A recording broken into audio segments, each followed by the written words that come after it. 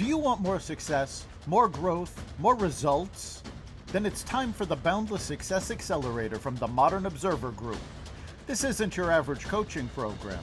It's where top performers come to dominate. Weekly group sessions, on-demand coaching, a community that's got your back, and a power-packed library of tools to supercharge your business and career.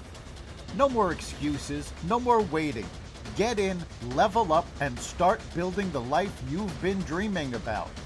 Visit us at modernobserver.com/boundlesssuccess to join today. Let's get you to the next level.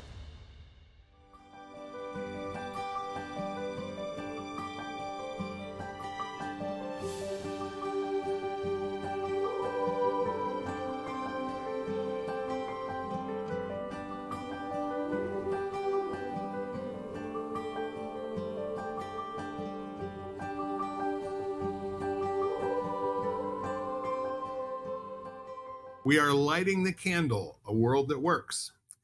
Hi, everyone. I'm Bill Correll, and I'm here with an extraordinary person that I'm fortunate enough to spend at least an hour a week with, Jan Jeremias, who is a really, really good friend and also somebody who I enjoy how she thinks. I enjoy her perspective. Back, I don't know, probably this time last year when things were past the renewal of spring and into full-blown heat of summer. We're kind of there again. Where we are today is roughly about 85 degrees where I am. You're probably pretty close to that, I would imagine, Jan. Yeah, maybe a little warmer, but yeah, basically that. Yeah. So the thing is that we have gotten here to the first week of July, which we're now done with because today's the 7th. Faster than I can remember ever, from January to July 7th. It's been a streak. Yeah, I agree. I really feel like what happened? Like I blinked and it was gone. Yeah, seriously. What stands out for me is 1 minute I'm thinking about what it's going to look like when the leaves come out. And the next minute, all this spring flowering trees are gone. It's just green leaves everywhere. My backyard looks like such a jungle. It's pretty beautiful where you are too. But you don't really see much daylight through my trees because I've got a wooded lot at the back of the yard. And we've been blessed with this pair of bunnies. I may have mentioned them last week, but they're extraordinary little creatures. And I've got these wonderful pictures. The male, he's bigger, so we're assuming that he's the male. He kind of looked like lounging on his side last week next to the thing of water that we put out, container of water, and he kind of looked like Burt Reynolds in the middle of what that magazine was, a women's magazine back in the day. But the point is, he just was so comfortable and felt so safe. And the two of them come and they just kind of hang around. We're at the point now, too. We can just go out in the yard and walk around. They don't even care.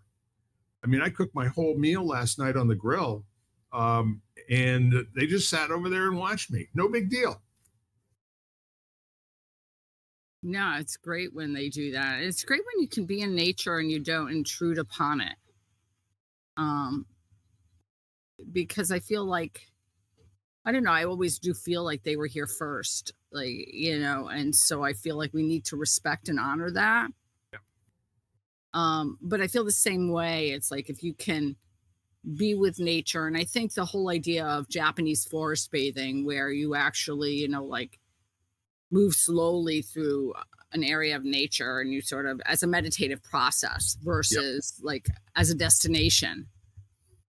And if you can do that and kind of be one with it, first of all, there are more benefits to you. Second of all, I feel like we don't leave such a huge imprint on the environment that we're in.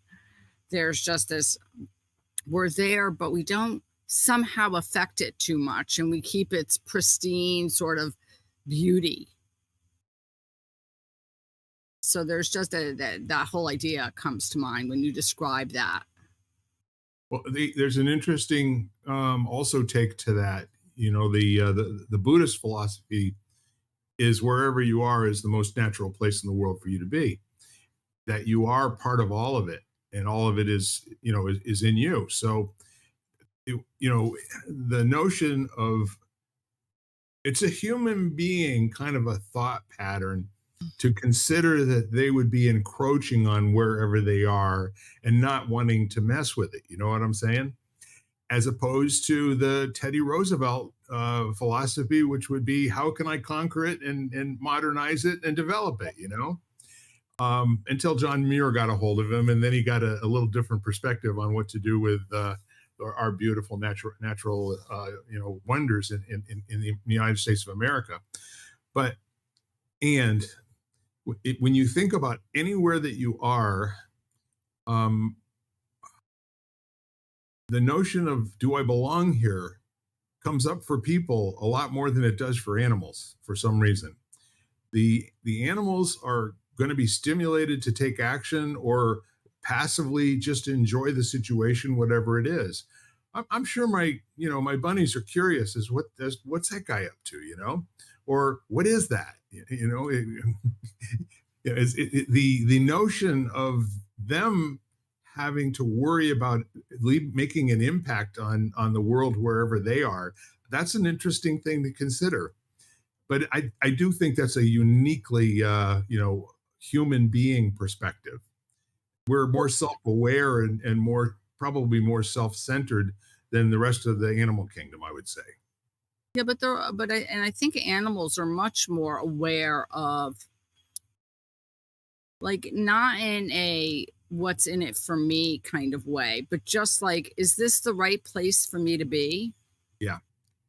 Inherently, like, is it the right environment for me to thrive in? Like, climate wise, is it the right vegetation? Like, they're much more aware of knowing, okay, it's too hot here. I need to find some place to burrow during the day because the sun's exploding and I need to find shade, Right.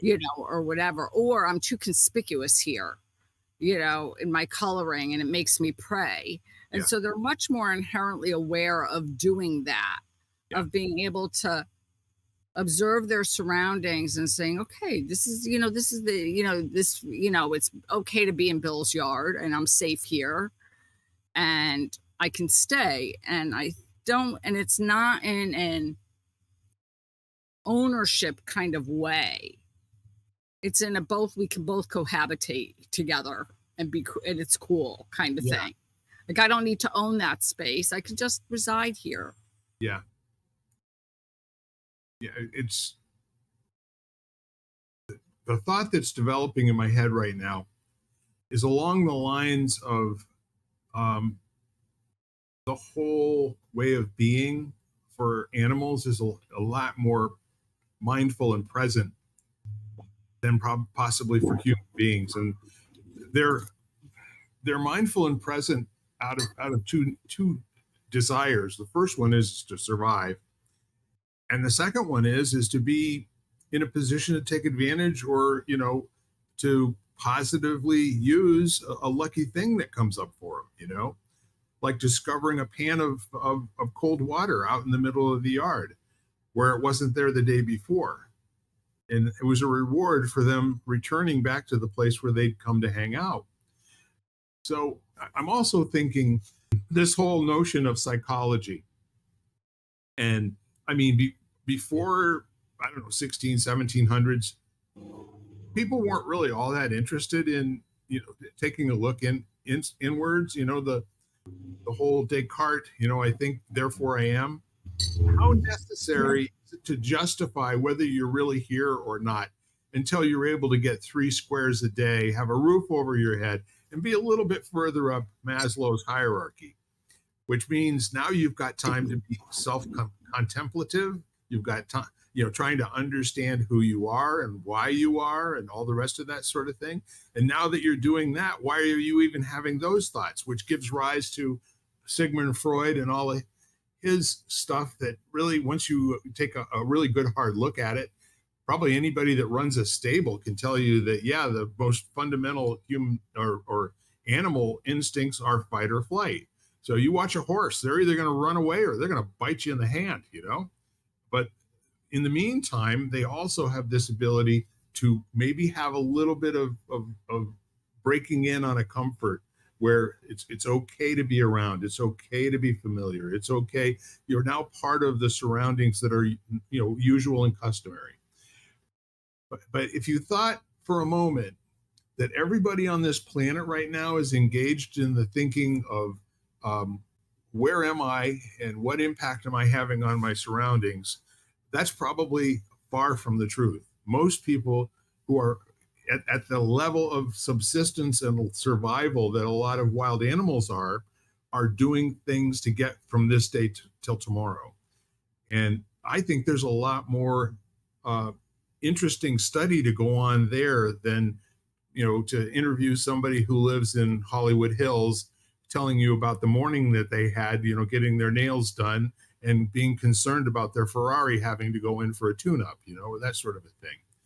But somebody who can actually give you the tools, to make it possible for you to survive on the mean streets of, a backward city in the middle of Brazil, or I don't even know. I'm just at this moment trying to put myself in a position where how would I be in a position where I wouldn't notice that I'm there? Does that make any sense to you at all? Aren't we mostly concerned about what's going on for us and what happened yesterday that we're not over yet and what might happen to us tomorrow, that may or may not ever happen? Yeah, I don't know. I do think, first of all, I do think that people thought about those questions far before that time. But I don't really know that people would never have spent a lifetime or all their time thinking about those things. I think that they probably thought them, but they also did have other things that were more pressing. Yeah. Whether, and so those things got pushed to the side. And maybe, that because people have prayed forever or thought of something as being of a higher power, whether that be nature, like the wind or the sun, but the people always thought, and I think they did take those opportunities to reflect and kind of contemplate their place in the world and where they were. I just don't know that people didn't spend careers there or, end up getting philosophy degrees at some university to look at those things because they were meeting those needs that you mentioned. And there were other things that were basically elements of survival, which they had to concentrate on, or people that, survival for themselves or survival for the ones that they love. And all of a sudden, those things that kind of got pushed to the side. And they said, okay, well, it's a lot more, because I think that not to belittle, but I think there are certain tasks, not in a negative way, which are very meditative and very contemplative. And so I think there are certain things that you do. I mean, I have things that I do that get me in a zone. Right. I mean, right now, I mentioned earlier that I'm at my client's house. And one of the things I do when I'm here is I take care of their pool. So as I'm cleaning leaves out of the pool, I can have a lot of sort of thoughts and feelings, as I'm doing that. It becomes a very meditative process for me. And so I think there are tasks that throughout the ages people did, which allowed for opportunities, just that when that was done, it wasn't like you talked about it or maybe even wrote it down, or maybe you did hours later before you went to bed. But your focus was on, okay, well, what task or what job do I need to get done next before sundown? Right. Yeah, I think that's perfect. And there, in every normal human being's life, there's probably a continuum of ups and downs in terms of how much thought is about self and how much thought is absent of self. There are times when the only thing you can do is concentrate on what's going on in the moment in case of a fire or an emergency or something like that. You got to get animals and kids out of the house and to safety, and then after that you can break down or laugh or whatever your emotion is going to be. But during an uptime situation, and I guess there are a lot of people who would say that when they're doing their jobs, when they're fully engaged in the work that they do, especially if they love it, that's a great time for who you are to completely vanish from the situation because you're so focused and so much energy is going on the execution side of producing something. I think that when you're in a zone, I mean, I used to get like this when I painted, that there was, time stood still. Like there was no concept of time. Right. And there was there's a point that comes where you are, like you talked about, you are one with your surroundings, like you're one with the universe. There's no division between yourself and anything else. And I get, I mean, there are other times I get like that. I haven't painted in years. I mean, I do other things that I feel like do that for me. But I think that it's not like you don't reflect on those questions, but I think those questions, the answer is that oneness, that you're not separate from anything. Yeah. Yeah. And Maybe that's hard for people to understand, like that concept of oneness and thinking that you're, part of something greater, or that, just like you said in the beginning, like, everything that's in the universe or on the earth is really within you. I mean, you're made up of all the same elements physically. yes. And so you become very aware and sort of one with that. Not like you're thinking about it, but you feel it. Yeah. And without ever having the formal training of being a Buddhist monk, I think, their life is intended to make the biggest difference to all of it by being totally insignificant and totally without without having any sort of, we'll go back to the animal's form of ownership of the situation. You're just here, and if there's something that you want to see happen in the world, then you pray for it, and you chant, and you kind of give yourself the freedom to share your energy and direct that energy at some sort of a current event in order to change its potential outcome. And the failure in life for somebody, as I understand it, who's really interested in the Buddhist philosophy, is to have the attachment to self. Like you think that you are something that's worthy and worth hanging on to. And the goal of all of this life is to continuously develop throughout your life until you're completely selfless, if that makes any sense. And in being selfless, you actually have a very mature self. The self isn't about preservation of a way of being for longer than the moment that it is useful and necessary. When that attachment to how you were behaving kind of takes over and you start being concerned about whether you're any good at that anymore, you've completely lost focus on what life is all about. and funny enough, I've had kind of a little bit of an experience of that. The getting through 7 weeks of training, to pass 3 pretty grueling exams and get licensed. There's almost like, I'm going to use the word, but it's probably not appropriate, postpartum experience. Like now that it's over, there's kind of a void here in terms of what I have to do next. And I find myself kind of almost resisting doing the next thing at the moment. It's like, do I really want to do the natural, let's get after it next thing? Or do I want to take a minute or two and just kind of be here, appreciate what this is, maybe do some of the work, that is designed to make money with the talents that I've put in place over the last seven weeks to get these, designations. And so I'm having kind of different kinds of thoughts about that. And of course I will, I'll get over that. And the The other thing that's really great is knowing that this time on Saturday, I will have been in Colorado, for about 12 hours, and really looking forward to being around loved ones. Oh, that's great. But I think every time we have something that we work on for an extended period of time that's intense, all of a sudden there is this kind of void that happens afterwards, partly because we have time.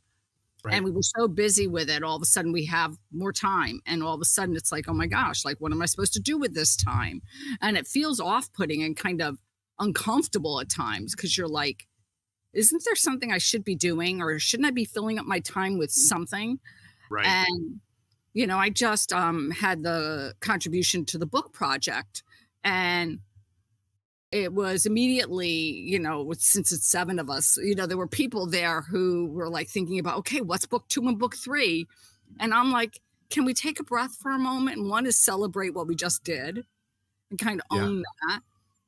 And also, I think that my tendency, and it's always good to know what your habits are or whatever, is always to want to fill what's next, what's next, what's next. Because I think I always found that sort of emptiness or the time after uncomfortable and scary.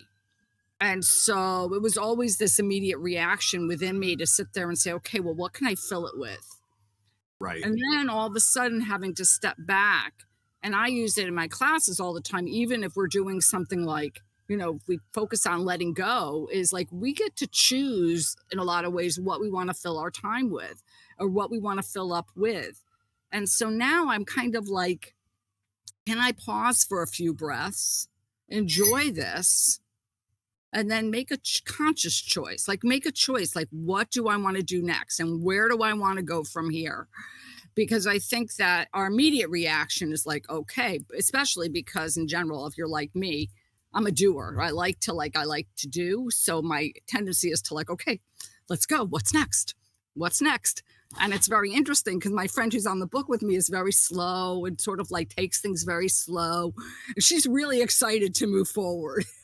So we were commenting on the fact that we've kind of switched places. Like I've paused and I've stepped back afterwards. And I'm like, okay, like, how does this feel? Like I just put this out there in the world and, kind of thing. And she's like, okay, well, we could talk about this in the next book and we could talk about this in the next book.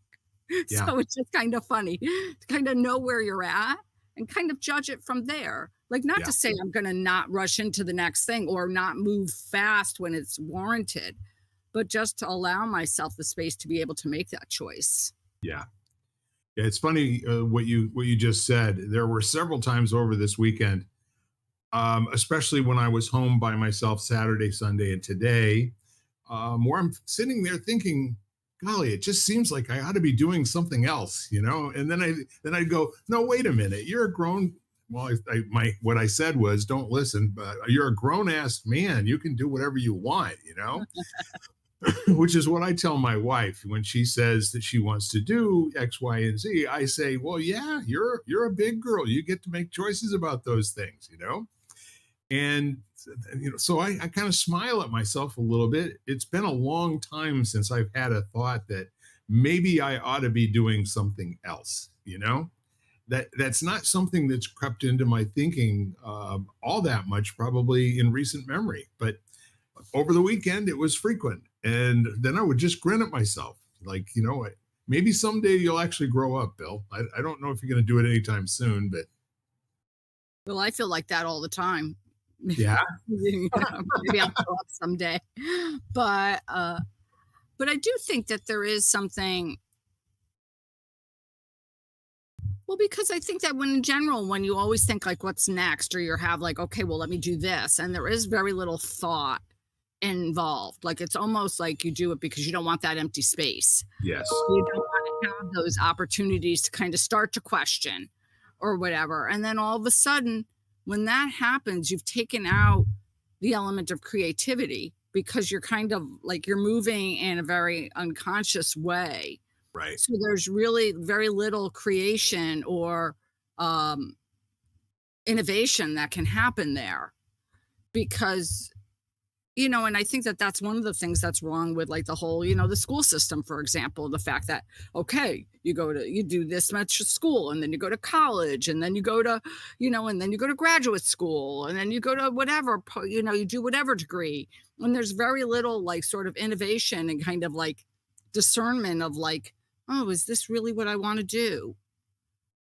And are these working toward my gifts and toward the things that I like to do and that I'm good at? And it's kind of like just, okay, this is the cookie cutter and everybody's supposed to do that. Yeah. But there's no room for innovation and creativity if you just move without any awareness. Well, yeah, that's that questioning step that we always talk about. The mindlessly moving from one activity to another isn't the one that's the most rewarding. Having the time out in between activities to both enjoy and learn from what you just completed, and then to plan thoughtfully for what you're now going to do, especially if it's a project sort of thing. That little time out in the questioning, I think, is really key. It's key to me, I will say, in terms of having a satisfaction of completion and actually choosing thoughtfully the next thing that I'm going to do. When I do that, there's very little question in my mind ever that I ought to be doing something else.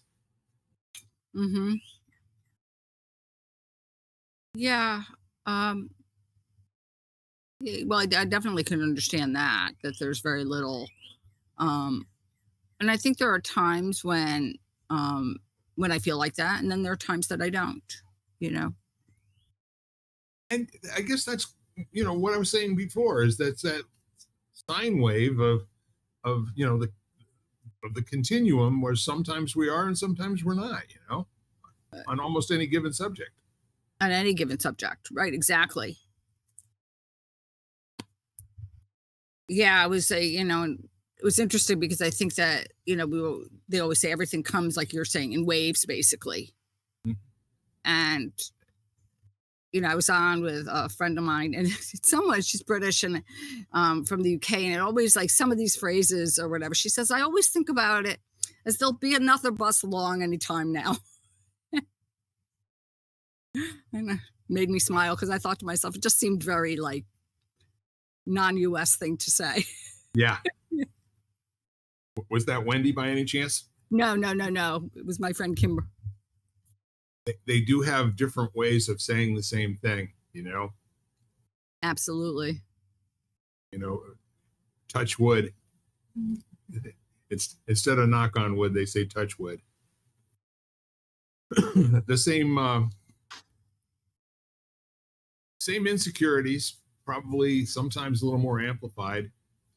I spent a lot of time down in Florida in the middle of a lot of British personalities, because one of the places that we owned a home in was actually developed and built for the purpose of selling to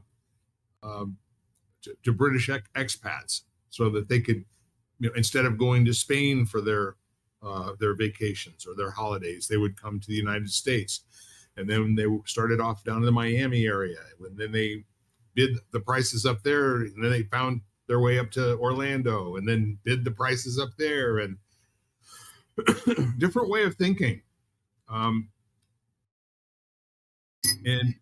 I think the whole notion of trying to understand what other people are like, that might be really the first time that I've been amongst a lot of foreigners on a daily basis. They weren't American citizens. They still had British, citizenship and American and passports. And they were careful to be in their country more than 6 months a year, or whatever the law required. But the point to all of it is, I found it instructive from the standpoint of learning how to be different with different people, language-wise, but still convey the same sentiment, the same kind of who I am, that even-handedness and being gentle and fair to everybody. I can tell you this, that being president of a homeowners association, where every last one of the other members of the board we're all Brits was a little interesting. Well, I went to grad school there, so I had Yeah. my own experience of being around for a few years. But um, even before I left, I worked, when you're in research and academia, you work with a lot of people that are not from the US. At the time, we worked with a lot of people that were not from the US because we had a lot of postdoctoral fellows and everything who would come over from other countries to do, to work on projects for a year or two and everything. So, Germany and Brazil and Cuba and Spain and Argentina and Cuba. And so it was always really like interesting to work with people from different nationalities who didn't speak English. Yes. One is because I actually took Spanish as a second language, and I took Spanish in school, and I got to practice a lot of my Spanish because I worked with a number of people who were Spanish speaking. So it was really great, and I loved it. But it was also culturally really interesting to find out, like, from different foods and different ways of, the way they think and practicing and phrasing. And, it's when I learned how complicated English was as a language. Because it's really a complicated language. And so just that education alone was, coming from some people who were not English, where English was not their first language. So that was, or American English was not their first language. So that was really interesting. But also, and so I love that. And now I'm on Zoom all the time. So I'm on almost, I would say, on a daily basis with people who are not from. And that was one of the gifts of COVID to me, is that it opened my eyes to like being online with people from all over the world and how our ideas about an area are very different than they actually really are. Like we were on this morning, something as so simple as my two friends were on. Taryn, who you know, but also my friend Stephen, who's both from South Africa. And it's winter there. So, conversation was like, how cold does it get and everything? And so we're chatting about it. And, Stephen lives on the coast and Taryn lives more central. So it was kind of like, okay, the weather differences and things like that, which I don't know that I necessarily knew. And so there's like a real sort of global education that comes from being around people. And I don't know, I always loved that. That's part of what I loved always about what I did. And just because I thought it was so interesting. And I liked looking for the commonalities between us all. It was a great way for me to concentrate on the ways that people were the same versus and celebrate the way we're different. Yeah. That's a great perspective. And I think I started out that way because we probably have, in Willimantic, where I'm from, at one point, I think our census showed that we had 34 different nationalities that lived in our city. And there were 9 or 10 different Spanish-speaking nationalities. And then, I mean, the other regular first generation immigrants from Europe, South America, Africa, Orient, et cetera, et cetera, et cetera. But the neat part of it is that what a lot of these folks had in common had to do with education. In many instances, they were part of the university system, either at Eastern Connecticut State University or at the University of Connecticut. And so not only were they different nationalities, but they also were, I think, pretty well educated and pretty well heeled. They were nice people. They were gentle people for the most part. And then we have the other ones that not so much, that were more than anything used to fighting for what they got and always being a little bit uncomfortable in almost every type of social situation. So what I really kind of prided myself on was being able to use whatever energy was there in order to have people really genuinely just be themselves. Hmm. Like you said, I didn't use the word celebrate who they are and their differences. I asked them to bring more of it to the table, if that makes sense. No, absolutely. I mean, we used to do that when I worked in, when I was working in research. We would have these like sort of like communal celebrations where everybody would bring bring a dish from their native country. Right. And so to me there was this like we were asking them to bring it in. We were actually interested enough and kind of excited enough to be able to be in the same space. And I think so much so much happens when people are not comfortable or even come from a place of fear of others. Yeah. And so I think that a lot of breakdown, even within the, breakdowns come when that's where you lead from. Is like you have basically you're going into every situation with your guard up. And I'm not saying that you should go into every situation and be like, oh my gosh, I'm not nervous. I mean, I lived in Manhattan and worked in the city and went to school there for 20 years. Yep. And you have to learn how to respect boundaries and, kind of look around and look at your surroundings and think to yourself, especially as a woman, Yep. is this safe for me here kind of thing? I mean, I got off buses where people looked at me and said, you don't belong here. Kind of thing, Yeah. but, I'm learning very quickly kind of thing. But there is still this real beauty in like being able to be okay with a lot of other people. Yes. Yeah. It's funny, while you were speaking about New York City on our particular trip down to Harlem last fall, I went on a side street where in the open broad daylight, they're doing a drug deal and passing money back and forth. And one of the guys just smiles and waves at me. How you doing? Like, it was like, what's going on here? But no, I just kept moving.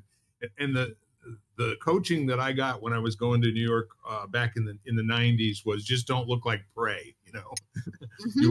You always want to look like you're going somewhere on purpose, and where you're going, and just keep yourself moving. I mean, and it's not a bad, I mean, even because I always said that I always felt like New York was one of the safest places I've ever lived. It was, and people were actually, because you did know where the boundaries were, you knew where to go and where not to go. And then also in general, people were very helpful. They're really busy. But if you looked lost on the subway, people would come up and ask you if you needed help. And did you know where you were going? And it wasn't like people just were like, okay, well, I've got to get to work, but can I help you? Oh, you need to go here, here, here. And they were just fast about it. But Right. they were very helpful. I mean, I've been to a lot of other places that were a lot less friendly through the years. But I do think there's something really beautiful about living in a place which is really has a diversity about it. Right. Yeah. I'm a little challenged in my listening to what you're saying, and you're not saying what I'm interpreting, like having the diversities better. It's more like, and what I should be hearing is that what you enjoy is being someplace where you can appreciate the diversity. And what I'm hearing is having diversity is better. So I have to really Oh, change and take responsibility for how I'm listening to what you're saying, because I've heard so many people tell me in the last 25 years that diversity is better. And my response to that is, better than what? I mean, for well, God's sake, we're in a diversity all the time. And all the time. you will find it if you're interested truly, and you won't have to invent it. You know what I mean? You won't have to invent it, but I think there are plenty of people out there who choose to live in places where there's very little diversity. Well, And here's where I'm going with the thought. Okay. and I understand what you're saying when you say diversity, that when I use those words, diversity is better. Yeah. I'm saying that I love living in an area where of people that just I don't know, where people get to be who they are. Well, And, and so that's where I'm coming from. But you my know, working definition, in terms of internalizing what you're saying is, I would find it interesting to live in an area where I ask 20 different people the same question and get 20 different answers. mhm. That's the diversity that I would say, sign me up for it in an instant. I don't care who's speaking. I don't care what they look like. I don't care what their social status or economic, financial status is. I want people who think for a living, you know? Uh, And I would, and I could say what I'm looking for is a place where everybody gets to be authentically who they are, and we get to see the similarities between us all. Like the fact that everybody wants, wants to be able to take care of their families, and they want to basically feel like they're part of something. yeah, Nobody wants to feel alone. That you want to be able to, um, for me, it's take pride in your surroundings, yes, to value, to value and appreciate, um, other human beings, nature, to realize that we're, maybe to think that everybody has a way to acknowledge some higher power, whatever that might be for them. Um, and just to allow that and to be able to live like that amongst each other. yeah. And what I would also do, in terms of also expanding on what you said, for all of those things that you said you were looking for them to say, I would put "or not" at the end of it. So because of Right, who they are right, the right. unpredictableness is what's really, really beautiful about true diversity. It's where you're open to, willing to, and conduct your life like an experiment in terms of understanding new people and allowing that to affect you. I mean, allowing it to have a very positive effect on I'm speaking for myself, on my life. I'm going to be surrounded by all sorts of ethnic groups all next week. I mean, I don't see it here from my home in Willimantic, but everywhere I go, I'm going to be a minority, in everything that's going on in my life. And what's really fun about it is how we've all just integrated each other as family members. And we all have a special place for every single person that's part of this extended family. I can't really explain it in terms other than we've done things together. I've actually led a Navajo marriage ritual. And with this group of people, we've got history together. Mhm. And we've got when people's lives didn't work, and we've got when people's lives worked really well. And the neat part of it is there's always room, no matter who's speaking, to be a little bit wowed by what comes out of their mouth. It's Mhm. wonderful. Well, my new book collaboration that I just finished, and we're going to work. Didn't get together to write a book. We got together because because we had the same kind of philosophy and beliefs about the human experience, and so that's Right, really why we got together. And then we were like, okay, what are we going to do with this? And right. we just thought about coaching or doing classes or workshops, which might come anyway. And we said, okay, well, let's write a book. And the beautiful thing about it is, like I said, we're diverse. We're from like 4 different continents.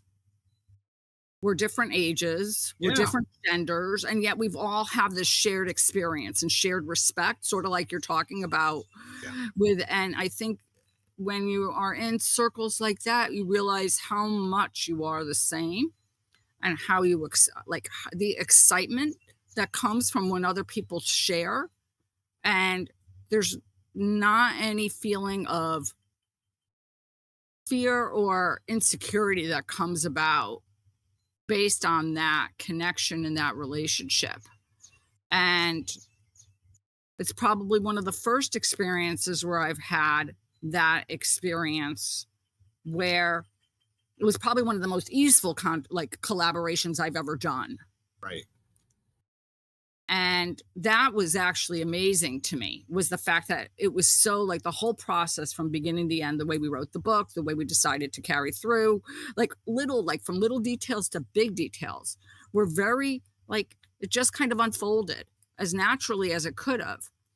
And just like the relationship has. So it's been really an interesting process, but it really was this very kind of like, okay, this is kind of cool. Like, this is just really cool that we're all here together. And this is like, we all have basically the same story, but different locations and different, different parts of the world and different ages. Like, it's all, if it happened to one of us, usually it happened to the other one, and Yeah. that was kind of fun.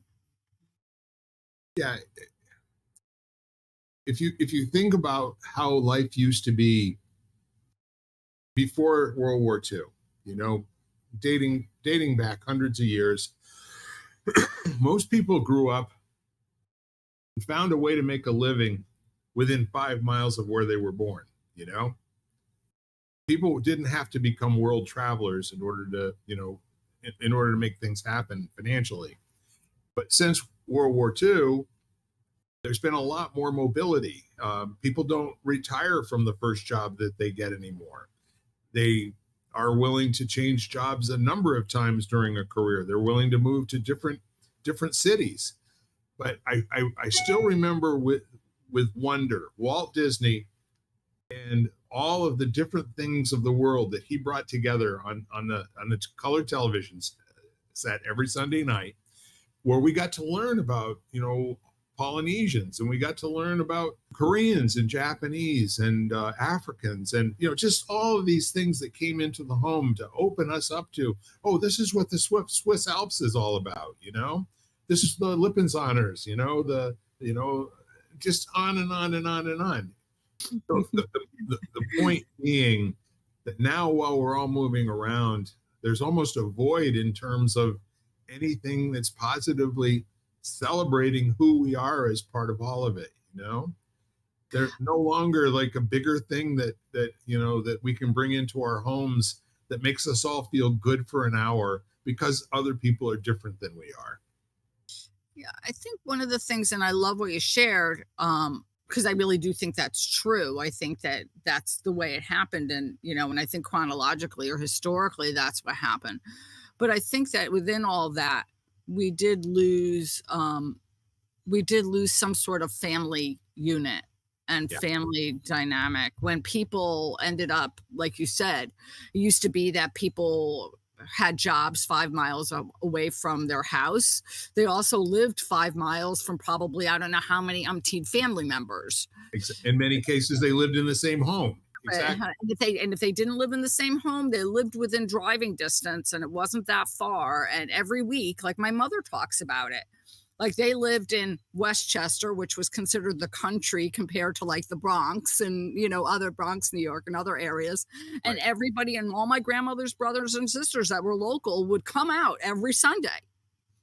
And, there was this real element of like, okay, well, every week you saw grandparents and every week you saw aunts and uncles and great aunts and uncles and cousins. And, it wasn't a special holiday. It was just like every week. And I think that as I'm in conversation with people, let's say, who are, older, or let's say older adults, I think it becomes this big question as children don't necessarily live close. And, and even if their children are close, they're busy with their own lives and they're not really focused on that because that wasn't the way they were brought up. Right. But I really do think in that way, there has to be a balance between both. So as, let's say, quote unquote, worldly as we become, we can't forget, I want to say roots, but we can't forget, can't forget literally like where we came from. Yeah. Yeah. I think the anchor to the family unit has always been having grandparents around. I think that when we got to the point where it was no longer important and kids didn't care what other people in the family thought about what they were doing or how they conducted their lives, that loss of familial accountability and responsibility made it like the destruction of the family unit, to where family members don't even talk to each other anymore, you know? Mm-hmm. It's just easier to avoid each other than it is to be responsible to each other. And I mean, that's a big thing to say. This is one of the things I remember being raised in a community where everybody talked about their heritage. I mean, they talked about the great men that you know, their heroes. They were family members. It was Uncle this, you know, who was a fireman. It was Uncle that, who happened to, you know, be in World War II, and he was on an aircraft carrier, and you know, with all the stories. Our heroes, we didn't have to look outside of our family tree in order to be really entertained with heroic stories. The rest of the stuff is all well and good, but to some degree, one half of my family, I feel like we're still like that with each other. We still care, you know? And the other people who have sort of gone off and are not really communicating or engaging any longer, I'm to the point where I'm not even really missing it. If that makes any sense to you. The loss that I feel is more for the relationship we once had and less about who the people are now, if that makes any sense to you at all. It's like, how hard do you and I want to work to be able to have a so-called great relationship with a family member who's not interested in engaging? Well, I mean, I think that that's, situation for a lot of people Yeah. where, for whatever reason, those differences have happened, whether they be, or whatever people feel have divided them, whether it's beliefs or, stations in life or whatever. I think what ends up happening is that there is that disconnect. And usually it depends how much someone values that relationship, whether they're willing to extend. And coming from a situation like that myself, there are points where I'm like, this just isn't worth it. And there are points where I'm willing to work at it because it is important to me. And I think that it's just a decision you have to make for yourself as to whether you're willing to get, like, let's say, to resign yourself to the fact that it's not going to be. And I do think you mourn what might have been. I think with any loss, when I got divorced, I think I mourned the life that was, that had happened.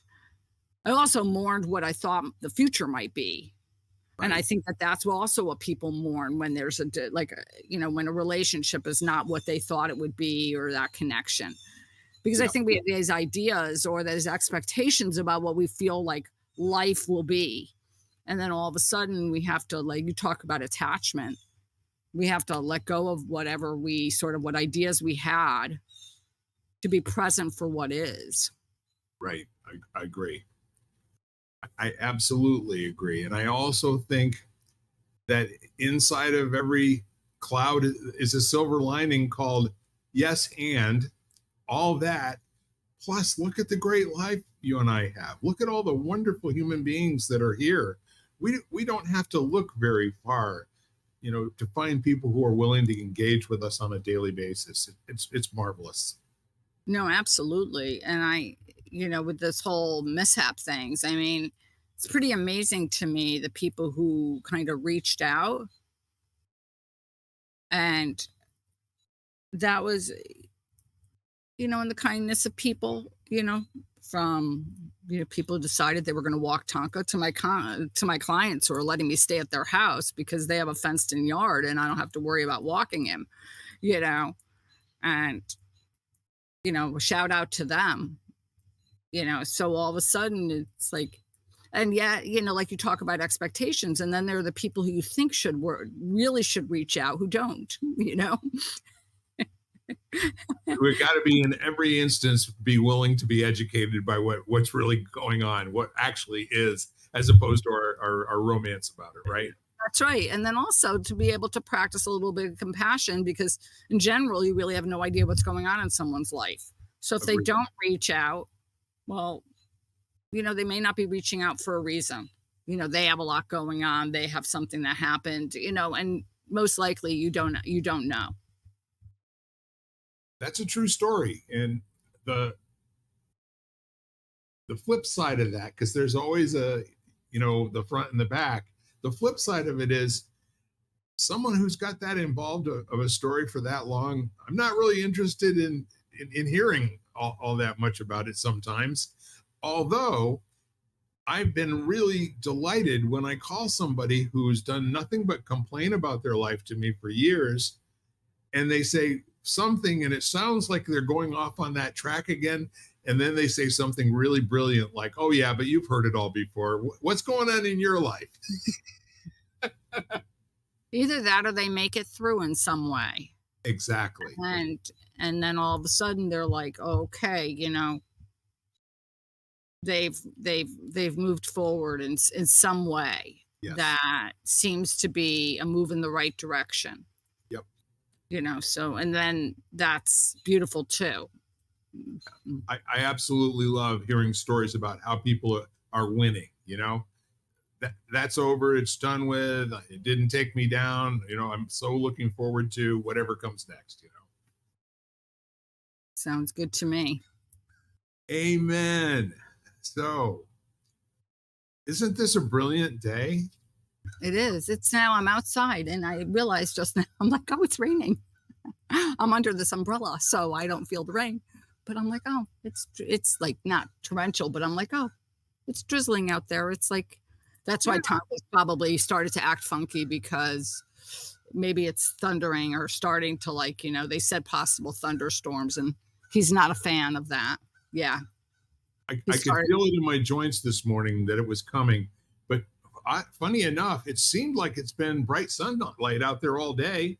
But I went out, just before coming on with you, and I looked out my back window onto the deck, and of course there's water on the deck and on the, the patio furniture and stuff. And well, that's funny. I didn't even notice it rained. I know, me too. I had the same thing where I looked out and I'm like, did it rain? And I missed it. A little bit. So how about that? Sometimes it can rain and we don't have to get wet. Absolutely. So it's time to tie a nice bow on today's conversation. I'm not quite sure today what I would say. I think we had so many great gems. I feel like it was just a beautiful conversation. And part of me is like, let everybody go out, and we always say, obviously contact someone, and let them, and show appreciation that they're in your life and that you value them. But I almost feel like take a walk outside and look at your surroundings and celebrate, or just acknowledge your environment. And the same thing with people. Like as you go about, just like me, go out into the store and just look at all the different people and maybe smile at them, like take it a different step, like acknowledge them, make eye contact, but just value and I'm going to use the word celebrate the diversity. And I'll use that word diversity. You know what? I will too. Celebrating diversity is something that doesn't really get done enough. Talking about it gets done a lot, but actually doing it, not quite sure how much that really happens. So I'm setting myself up to have the best month of celebrating diversity I've ever had in my entire life.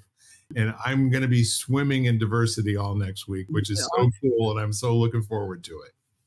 Absolutely. I guess with that said, I will thank you for being on with me again. I love you madly, and I'm so glad you're in my life. My world works because you're in it, Jan. Oh, thank you, Bill. You too. All right. Bye-bye, everybody. We are lighting the candle, a world that works. You've been listening to Lighting the Candle, a World That Works, part of the Xvadio podcast network. You can catch every episode of Lighting the Candle, as well as the rest of the network, at xvadio.com, the Apple Podcasts app, YouTube, Spotify, iHeartRadio, Audible, Amazon Music, and wherever you find podcasts.